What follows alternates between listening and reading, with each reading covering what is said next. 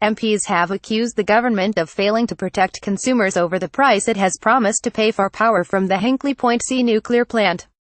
The Commons Public Accounts Committee said the subsidy contract for Hinkley Point C, agreed in 2016 after years of delays, would hit poorest households hardest.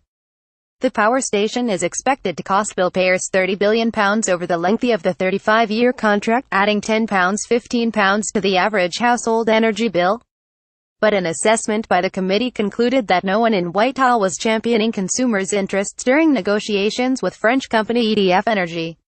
The final bill for consumers was exacerbated by government not renegotiating the guaranteed power price for fear that EDF and its Chinese partner CGN would walk away from the project, which the MPs said was a questionable assumption.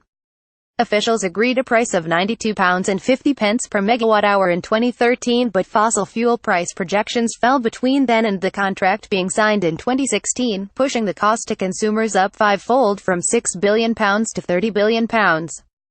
At the time, the Department of Energy and Climate Change, now the Department for Business, Energy and Industrial Strategy, did not consider a ceiling on the guaranteed price, the MPs were told.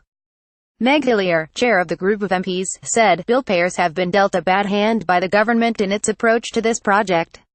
The criticism from the committee follows a damning report by the UK's spending watchdog, the Now, which found the contract for Hinkley had locked consumers into a risky and expensive project.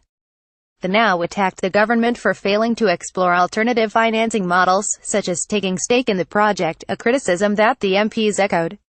The Public Accounts Committee said it was also disappointed that the government appeared to have no plan in place to maximize the wider benefits of the project, beyond the clean power it will provide.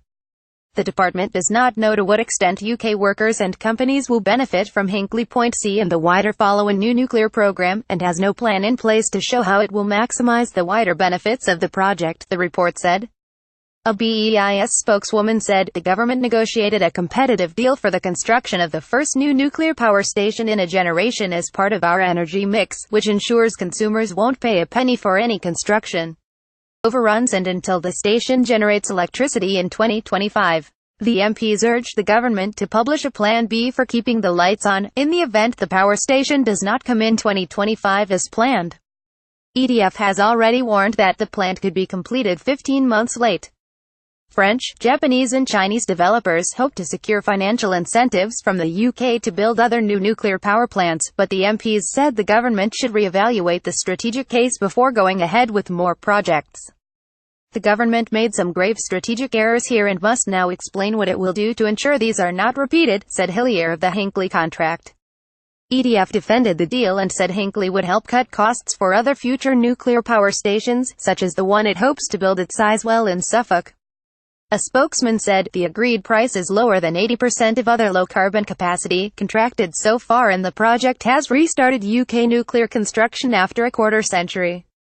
Construction is underway and is already delivering a huge benefit to British jobs, skills and industrial strategy."